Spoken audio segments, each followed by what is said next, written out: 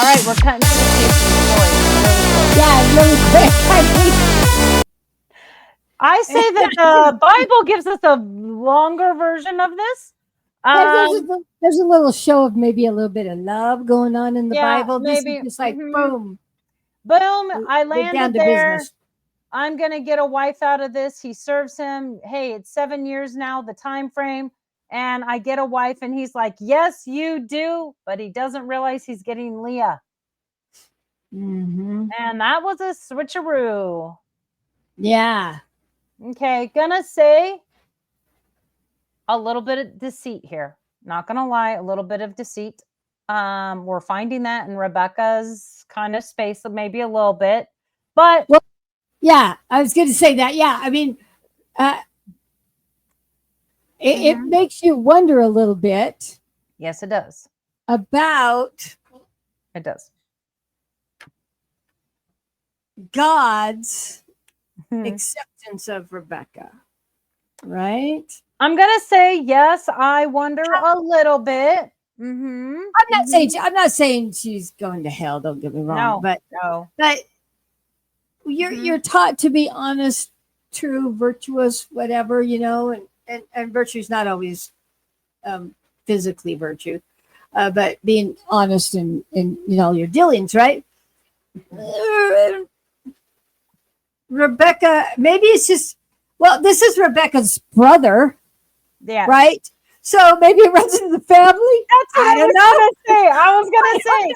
Is there something about this that runs in the family that they were raised? I mean, they were raised. It was okay for a little bit of deceit. It maybe. No, I don't know. I just find it interesting so far. Yeah. Okay. And he went in unto her, and behold, she was Leah. And Jacob was angry with Laban and said unto him, why hast thou dealt thus with me? Did not I serve thee for Rachel and not for Leah? Leah, right? Mm-hmm. Pronouncing it right? Okay. Yep. Why hast thou wronged me?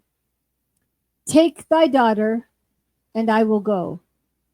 For thou hast done evil to me. For Jacob loved Rachel more than Leah, for Leah's eyes were weak, but her form was very handsome. But Rachel had beautiful eyes and beautiful and very handsome form. And Laban said to Jacob, it is not so done in our country to give the younger before the elder, and it is not right to do this, for thus it is ordained and written in the heavenly tablets that no one should give his younger daughter before the elder, but the elder who gives first, and after her the younger. And the man who does so, they set down guilt against him in heaven, and none is righteous that does this thing, for this deed is evil before the Lord. Oh, he just slapped him with heavenly tablets. Slapped him with a little. Okay, so here's why I keep remembering this story. This is exactly the part right here. Yeah. My seminary teacher was teaching this story, and it was when I was in 7th grade. No, it would have been 9th grade because we started in 9th grade with seminary. Yeah, and you're right. he turned around, and he turned around at like, okay, so he goes into the tent because we're doing the Bible story, right? He goes into the tent to do the deed, right? With Rachel, and they had the veil, and he lifts the veil up, and this is what my seminary teacher does. So when he lifts the veil up, he goes, and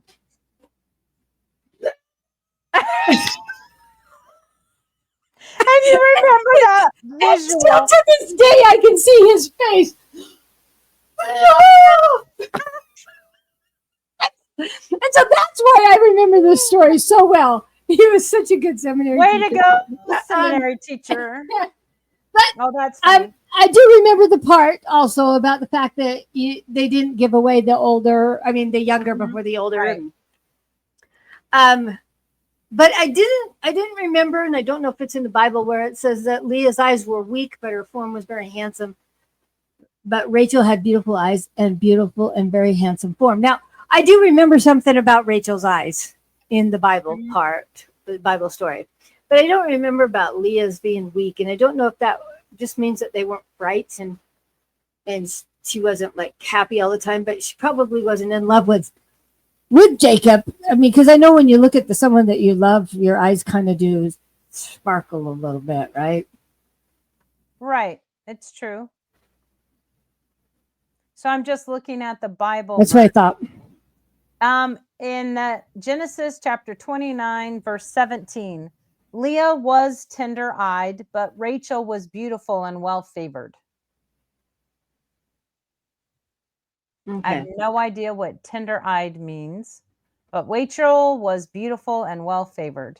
And Jacob loved Rachel and said, I will serve thee 7 years for Rachel, thy younger daughter. See, it sounded to me in the Bible that there was a discussion between Laban and Jacob on working for Rachel, right? Well, so at that point, why didn't he say you can't have Rachel? Don't take. Because Leah. I think he was having a hard time marrying off his elder daughter. And Laban, in verse 19, it says, and Laban said, it is better that I give her to thee than that I should give her to another man. Abide with me. And Jacob served 7 years for Rachel, and they seemed unto him but a few days for the love he had to her. Yeah, because he then has to work another 7 years, right? Well, because I remember that part. Yes. Oh, because I remember and that was very nice. So I think he had a hard time with maybe her being tender-eyed. Like, I don't even know what that. Here, I'm gonna look up what does tender-eyed mean. Yeah. Tender-eyed in the Bible. Leah's eyes is weak or tender, contrasting with her sister. The phrase tender-eyed can be interpreted in a few ways. Potentially signifying a soft, compassionate demeanor or physical characteristic like delicate eyes. Some translations even interpret it positively, suggesting a lovely appearance. The passage highlights a contrast between Leah and Rachel, possibly emphasizing their individual qualities and beauty standards of the time. Okay, tell me this. Is that saying the equivalent to what we say now when we say she has a sweet spirit? I think so. I think that's the same way as saying she's got a sweet spirit. She's tender-eyed. Though there are some really great pictures of people. There's a famous National Geographic cover that has this wonderful woman from, I don't know exactly where in the Middle East, but her eyes are blue and just piercing, that you're just mesmerized by them. When she was in her early teens. And I could see that there could be a quality to that. But at the same time, also, I feel like almost Laban, and I don't know why, that he's got guys coming around like, hey, I'd really like to like hang out with Rachel. And he's like, yeah, well, here's Leah. I really like Rachel. But the custom, and according to Laban, heavenly tablets involved, you can't do it. So I find it to be a very interesting way for him to be like, I'll marry her off. This will be fine. He loves Rachel so much. He'll probably do 14 years. I bet he will. Yeah. So, well, and he's related, right? I mean, it's like this is your sister's son. This is your mom's. So, yeah. This is your sister's son. So you're kind of a little bit he kind of it would be happy to have her at least be with someone that he would have some connection with, to know that she's at least being treated well. Yes. Right. Or nice, right? Yeah. But I can see what you're saying about those eyes, because there are a few blue-eyed people that come from that culture. And I can imagine with so many brown eyes out there that would be an attractive thing. So, just saying, it's interesting here that for some reason, Leah does not seem to be the one that everyone wants, which Yeah. is possibly why, you have to do it in order, like the oldest is married first. So there's no, that can create all sorts of jealousy, all sorts of upsetness that all the younger daughters are married, but you're not. I can see how that could cause disorder in a man's family. Yeah. And yet, that's a very archaic way. So my sister is not married, and I'm married, and no one thinks twice about it. So I think it's interesting that seems so archaic, and yet he's saying it's from the heavenly tablets. Yeah, yeah. I think he's throwing a little something in the Doesn't air. it feel like he's throwing I don't remember it in the heavenly tablets. We've heard a lot about them. Yeah, and we haven't really ever, this has never even been brought up yet. Yes, you correct. would think somewhere, somehow, it would have been brought up already. It would have been brought up. All right. Because you don't have very many people to pick from. No, you don't. Right? We're still picking in our families. Yep. Mm-hmm. So, I don't know if we would put such a blockage. I don't know. Anyway, okay. We will see what happens. Verse 7. So it's evil before the Lord. And command thou the children of Israel that they do not this thing. Let them neither take nor give the younger before they have given the elder, for it is very wicked. And Laban said to Jacob, let the 7 days of the feast of this one pass by, and I shall give thee Rachel, that thou mayest serve me another 7 years, that thou mayest pasture my sheep as thou didst in the former week. And on the day when the 7 days of the feast of Leah had passed, Laban gave Rachel to Jacob, that he might serve him another 7 years, and he gave to Rachel Bilhah, the sister of Zilpah, as a handmaid. All right, so he has to serve him another 7 years, but he can have Rachel. Yeah. No? Oh, okay, Myrna, you get to read the next verse. Yeah. All right. I don't really think there's much to say about that. No, it's straightforward from God. Yeah, there's no debate here. You get 2 wives now. Yeah. All right, let's move on. Verse and 10. he served yet another 7 years for Rachel, and for Leah had been given to him for nothing.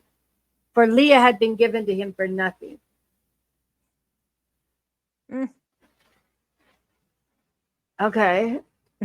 We'll talk about that. That's confusing. Anyway, and the Lord opened the womb of Leah, and she conceived and bare Jacob a son, and he called his name Reuben, on the 14th day of the 9th month, in the 1st year of the 3rd week. But the womb of Rachel was closed, for the Lord saw that Leah was hated and Rachel loved.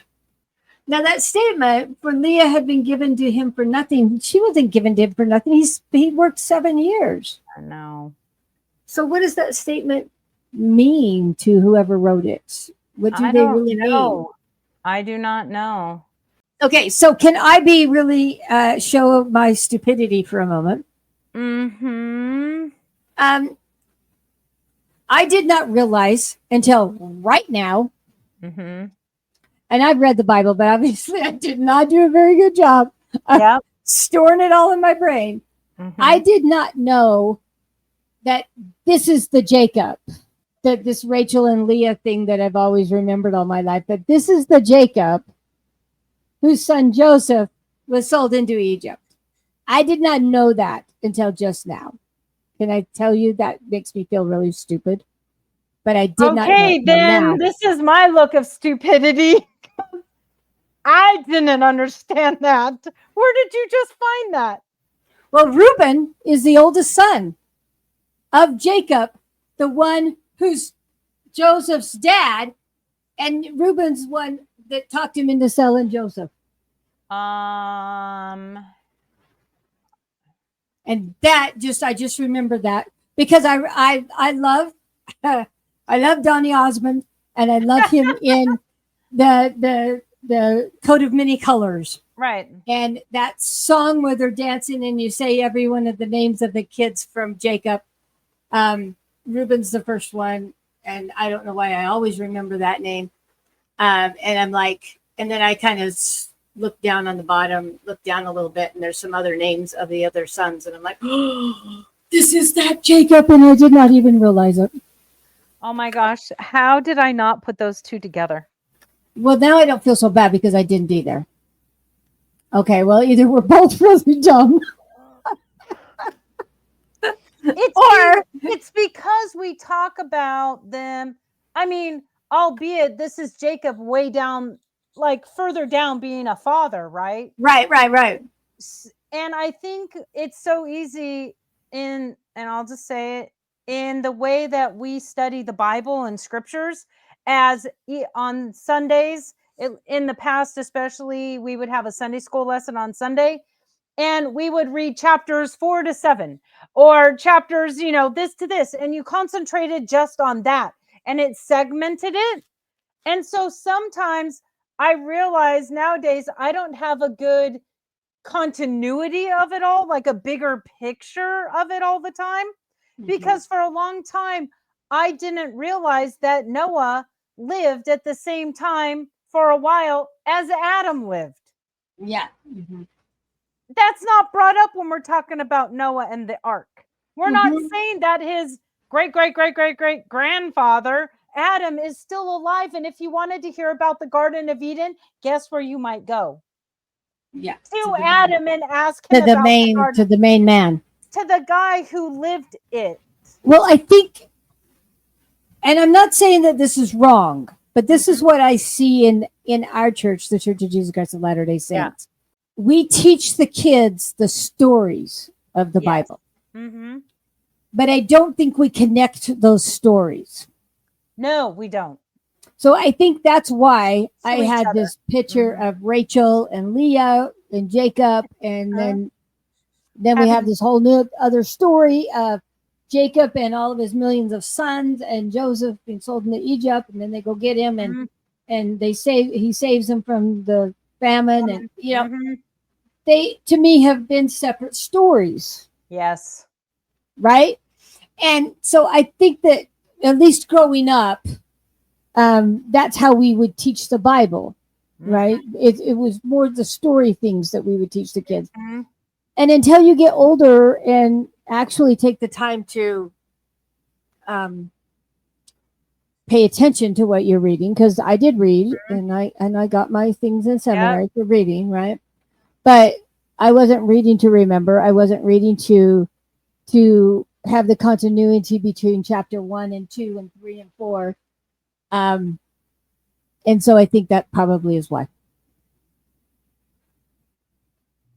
Okay. I'm still somewhat looking up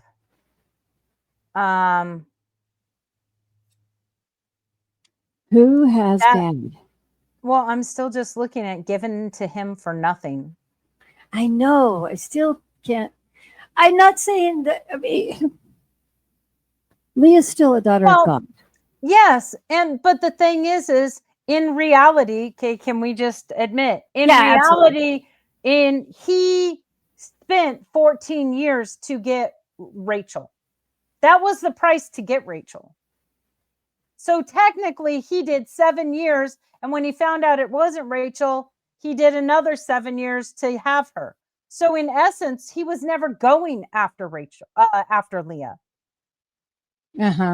So maybe it's trying to give that statement of, and he served yet another 7 years for Rachel, for Leah had been given to him for nothing. He got her. Was he ever planning to get her? No, she was just given to him, even though he was willing to serve 14 years for Rachel. I guess the scriptures are, or at least Laban considers that was a valid price for Rachel. I guess he considered that was a valid price for Rachel. Because I wouldn't say, my brain separates it and says he served 7 years for each one. Right, but in essence, so 14 did in he total. Really? but he didn't, because he never wanted Rachel. He was never expecting Rachel. He really served 14 True. years. Sorry, for Leah. He never. No, now I see what you're saying. Now I see what Mhm. you're saying. Now I see what you're saying. It's because he did not, that was not his reasoning for doing the Mhm. service. Yep. It was all to get Rachel. And if another 7 years was Yeah. for Rachel, then it's really 14 for Rachel. And Leah And was nothing. a side prize. Okay. All right. I just read a sentence ahead and I'm kind of like, whoa. Okay, So here we go. let's move to another. Well, and I find unless you have something else, I don't want to move you forward. The only thing is that, but the room of Rachel was closed, for the Lord saw that Leah was hated and Rachel loved. So their reasoning that she couldn't bear children is because he loved Rachel so much. It was like he was somehow giving children through Leah because he didn't care for her very much. He wanted everything with Rachel, and the Lord was like, that's not how this is going to work, buddy. Yeah, maybe it was because he didn't want him ignoring Leah. Mm-hmm. In other words, always wanting to sleep with Rachel. Right? I mean, come on. Let's be honest. But he she was probably would unable never to have. want to. And the moment a man is able to have children and fulfill these blessings he's been given in the birthright, like that usually endears him to his wife more. Because and to community. And to the community. Yes. Because I think that might be why he kept going back, because Rachel wasn't conceiving and Leah was. So he kept going back because that endeared him not only to his wife, but endeared him to the community. When you have this situation, you are seen as what we would say a big man on campus. Right. So I just find that interesting that they put it in God's hands. These days we would be like, physiologically you're just not able to conceive, but they're definitely saying that it was God who was stepping in on that. Okay, verse 13. And again, Jacob went unto Leah, and she conceived, and bare Jacob a second son, and he called his name Simeon, on the 21st of the 10th month, and in the third year of this week. And again, Jacob went unto Leah, and she conceived, and bare him a third son, and he called his name Levi, in the new moon of the first moon, in the 6th year of this week. And again, Jacob went unto her, and she conceived, and bare him a fourth son, and he called his name Judah, on the 15th of the 3rd month, in the 1st year of the 4th week. I'm just going to say Leah's very fertile. Yeah. And she was pumping out those babies. At this point, are we doing 9 months? I think we are, right? I think we are, yes. Because I think I remember when he put the timeline in order, God came down and organized it, that the next one that was born took 9 months. Yeah, so I'm going to say she was pumping them out fairly quick. Yeah. So go Leah. But if nothing else, she's now bore him 4 sons. Yeah. All right. I think that's straightforward. I think it is. She can conceive. Yeah. Okay. 16. And on account of all this, Rachel envied Leah, for she did not bear, and she said to Jacob, give me children. And Jacob said, have I held from thee the fruits of thy womb? Have I forsaken thee? And when Rachel saw that Leah had borne 4 sons to Jacob, Reuben and Simeon and Levi and Judah, she said unto him, go in unto Behel, my handmaid, and she will conceive and bear a son unto me, and she gave him Behel, her handmaid, to wife. Okay, we have already seen that this does not end well. Right. And he went in unto her, and she conceived and bare him a son, and he called his name Dan. See, I always wondered why there was all of a sudden just a freaking normal name like Dan in that family. On the 9th of the 6th month, in the 6th year of the 3rd week. Because you sing that song and you have these names, Judah, Levi, Reuben, and then Dan. Yep. Okay, so this is interesting to me that women always seem the answer is give my handmaid, Yeah. go ahead, sleep with my handmaid, and that will make it all well. It happened to Abraham. Happened to his grandfather. Yeah. Ishmael was born of Hagar, the handmaid, and then his wife, Sarah, was eventually able to conceive and bear him children. And then he ended And up that, taking a third wife when she died and bore children. So there are a lot well, of them. and they sent Hagar off. Yes, they sent her off to just kind of be on her own. She was a single mom, She's the first single mom. possibly. Yeah. So, So this, do they tell this? Do they tell the family history and we learn? I Do don't they know. learn that this didn't work last time? I don't know, because I'm going to say already Rachel is jealous, or she's envied Leah because she's given him 4 kids. And now she's like, well, try it with my handmaid and it will be our child. So, but it does specifically say that she gave Bilhah, her handmaid to wife. So he now has 3 so wives. he didn't just sleep with her. They No, had the ceremony. Yeah. From what it seems. From what it sounds like. And I will let you know at this point, somehow I lost it in the story that all the 12 tribes of Israel were from the same couple, but they are not. Yeah. That was that. Yeah. That's what I mean by what was like. I have missed some of the Bible. I knew Jacob had more than one wife. Don't get me wrong. Yeah. I knew that, obviously, but I didn't realize that. My brain never thought they didn't all come from one woman. Yeah, so I'm just going to suggest to any people listening to this podcast that are members of the Church of Jesus Christ of Latter-day Saints, I would love you to comment and let me know if you knew this or it's just me and it's just Myrna. I'd really just be fascinated. Did you realize that the 12 tribes came from different women? I really do encourage any of you to comment and let us know if you understood this or not, like if it's been in your brain or I just somehow missed it, the connections there. Yeah, I don't know if maybe it's because together we're going through this, or maybe there's someone else to bounce things off of. I don't know. But we both came to that understanding. Yes, we did. All right, so one handmaiden has had a child. Mr. Dan. All right, let's see what happens now. Yep. Okay, so that's me, right? That is you. That is correct. 19.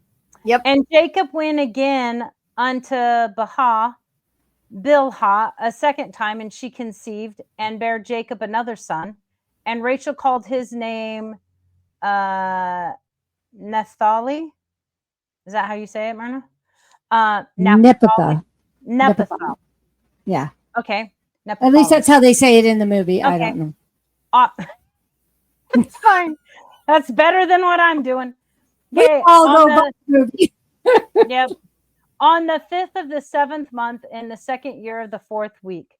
And when Leah saw that she had become sterile and did not bear, she envied Rachel, and she also gave her handmaid, Zilpah, poor Jacob.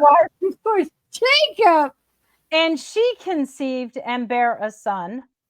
And Leah called his name Gad on the 12th of the 8th month in the 3rd year of the 4th week.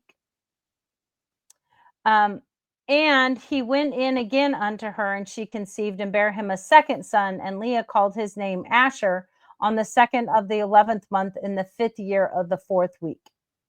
All right. I'm just going to say I find it interesting that these 2 handmaids, Bilhah and Zilpah, that they're sisters. Yeah. So he's basically married 2 sets of sisters. In what world did Jacob think that was gonna go well? Yeah. No. I'm gonna say it's not going to go well. Yeah. But he now has quite a few kids. Yeah. Well, And- we've heard of all the men. There are probably Yes. Yeah, there are daughters in probably there. daughters in there. So right now, Leah gave him 4 sons. Yep. And then he got a child from Bilhah. And then he got 2 children from Zilpah. So right Zilpah. now he's at 7. Mm-hmm. All right. He has a few more to go. He's got a couple more to go. Yeah. Because we know how many tribes there are. Yes, we do. Okay. Okay, let's continue. I have to say this. I know it's probably not very nice, but I love your face. Every time I say that, you go, oh, it's like gird your loins. Gird your loins. Myrna's gonna I know what's something. about to happen. I know. Go for it, Myrna. Tell me. I just have to say he's very fertile. He is, as a man, he is because they didn't have the blue pill back then. So no, they did this not. is for real. And the interesting thing is it says, and he went unto her, and he went in again unto her, like, I'm coming to you tonight, and then she got pregnant. Like, they must have timed that out. They must have understood the timing, because he's like, and I'm coming in and I'm going to have another kid. I'm coming into you and I'm going to have another kid. Like, I feel like he definitely, his stuff, that's the difference between men and women. Women, they can only conceive up to a certain point, and men can just keep on going. They just keep on trucking. So, all right. And I'm assuming the Leah saw that she had become sterile meant she went through menopause. Yeah. Gonna suggest. Yeah, that's what I'm thinking. Okay, go ahead. Let's go. Okay. Let's see. 22. And Jacob went in unto Leah, and she conceived and bare a son, and she called his name Issachar. And on the 4th and 5th month, in the 4th year of the 4th week, and she gave him to a nurse. Okay. And Jacob went in again unto her, and she conceived and bare 2 children, a son and a daughter. Oh, we get to hear a daughter's name. Oh. And she called the name of the son Zebulun, and the name of the daughter Dinah. In the 7th of the 7th month, in the 6th year of the 4th week. And the Lord was gracious to Rachel, and opened her womb, and she conceived and bare a son, and she called his name Joseph, on the new moon of the 4th month, in the 6th year in this 4th week. Leah thought she was fully in menopause, but she was not. Yeah. It just wasn't working as easily. So in other words, yeah, she wasn't as young, and the timing probably was off on that one. Because it is all timing. And not just that, but she didn't just have that happen once. She had that happen twice. Which tells us she had twins. Yeah. Which tells me, and then Rachel has one. He is still sleeping with them, even though, sleeping with Rachel, even though she's not bearing children. I think he's still, after Leah probably didn't conceive a couple of times, he's still sleeping with her. Yeah, just because maybe there's hope. Wasn't working. Yeah. That's what I mean by he's just. Yeah. So Rachel was finally able to conceive. Way to go, Rachel. While you guys were concerned and gave them your handmaids as well. So from 4 women, we now work our way down to Jacob. Or sorry, down to Joseph. Down to Joseph. Okay. So. Okay. And in the days when Joseph was born, Jacob said to Laban, give me my wives and sons, and let me go to my father Isaac, and let me make me an house. For I have completed the years in which I have served thee, and for thy 2 daughters, and I will go to the house of my father. And Laban said to Jacob, tarry with me for thy wages, and pasture my flock for me again, and take thy wages. And they agreed with one another that he should give him as his wages those of the lambs and kids which were born black and spotted and white. These were to be his wages. So he gave him of the flock that he tended for 14 years. So he only worked off, he was working to get the hand of the lady. And then it was like, hey, do this and I'll give you your wages for all of that work. Yeah. All right.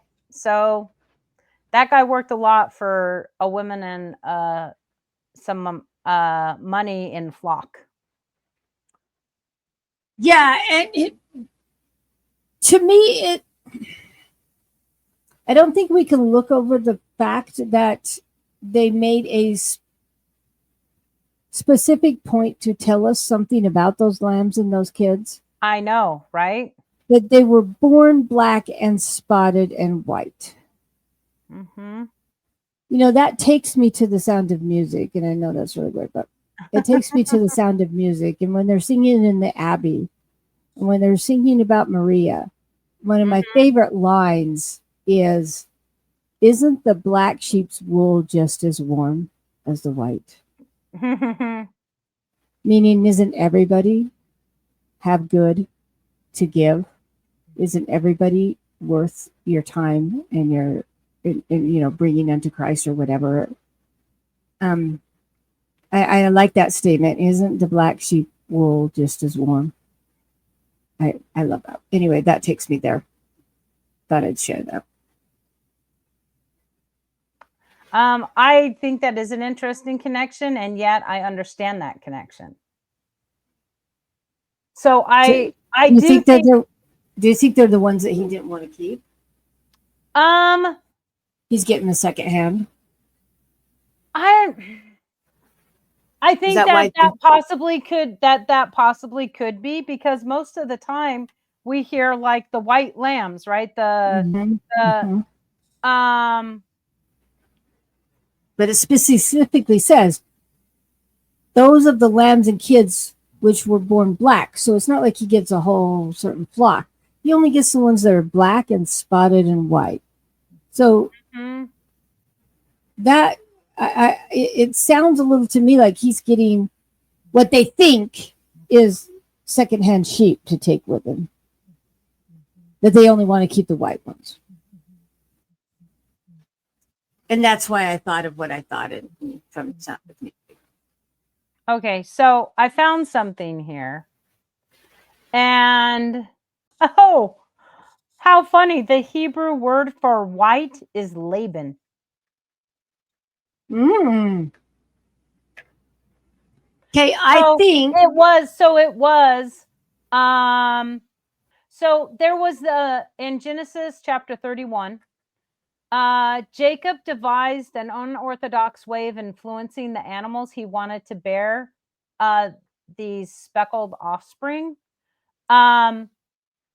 God worked within Jacob's device of placing sticks that had been stripped of bark near where the goats bred, causing all black goats to give birth to striped, speckled, and spotted offspring. Using another method described, the white sheep also produce black lambs. In other words, it is God, not the sticks, which are producing these results. But it was it seems like a way of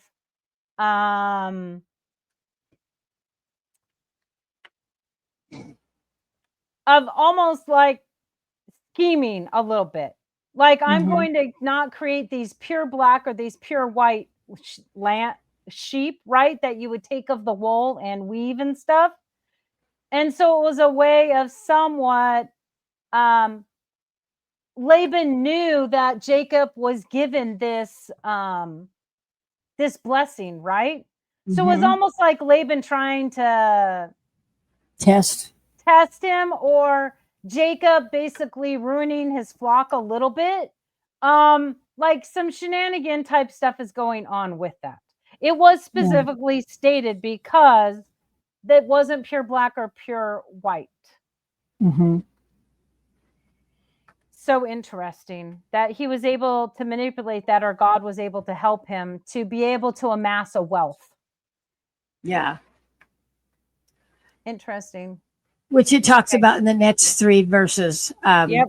Okay. It says, and all the sheep brought forth spotted and speckled and black, verically marked, and they brought forth again lambs like themselves. And all that were spotted were Jacob's, and all those that were not were Laban's. And Jacob's possessions multiplied exceedingly, and he possessed oxen and sheep and asses and camels and manservants and maidservants. And Laban and his sons envied Jacob, and Laban took back his sheep from him, and he observed him with evil intent.